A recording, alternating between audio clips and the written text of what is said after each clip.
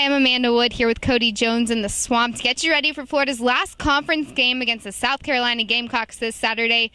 Florida's freshman quarterback Treon Harris has continued to deliver that spark for this Florida offense. He had 250 yards passing against Vanderbilt. Cody, do we expect Treon Harris to keep passing this weekend? Well, he's going to have to. The South Carolina offense, it's going to put up quite a few points, so Florida's going to have to keep up with them a little bit like that, and I think that's a pretty good matchup for him to do it. It's the South Carolina defense, especially in the secondary, that has really struggled this year. A lot of holes back there, a lot of youth, and they've kind of rotated through their corners trying to find the right combination, and I still don't think they've really found it. So I think this is an interesting matchup for Florida in that it's a South Carolina defense on paper. It doesn't look all that great, but they are coming off a bye week, so you've got to figure they at least feel somewhat confident in some of the answers they were able to find in 2 weeks of practice. So it's going to be a little bit of challenge. I think it'll be the biggest challenge for Harris, just because the Georgia game was more of obviously the run game. He wasn't too involved throwing the ball, and the Vanderbilt defense just isn't very good. So I think this is going to be the biggest challenge for him, just because this Florida offense is going to have to score to keep up with South Carolina.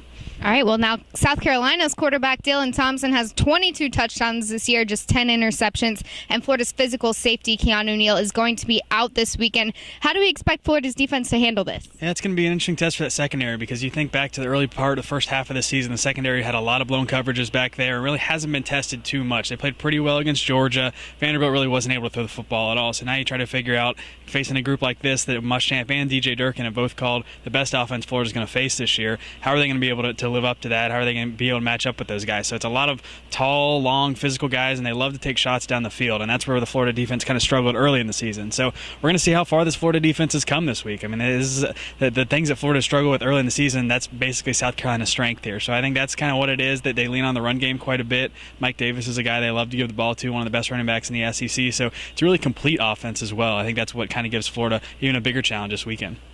All right, now the two wins that Florida is on the streak with, they had the big win over Georgia. Cody, does that mean that Will Muschamp's job is secure at this point? I think this Saturday we're going to have a pretty good feel for that. I mean, obviously I don't think he's saved it at any point if they were to lose the next three or something like that, but I think that got a lot of the heat off him. I think the Vanderbilt win did as well, just for the team to come out and not overlook an opponent, or maybe say some people were kind of concerned they put everything into the Georgia game, maybe wouldn't come out with the same passion and execution they did against Vanderbilt, but they played well then. So I think that's helped him out quite a bit.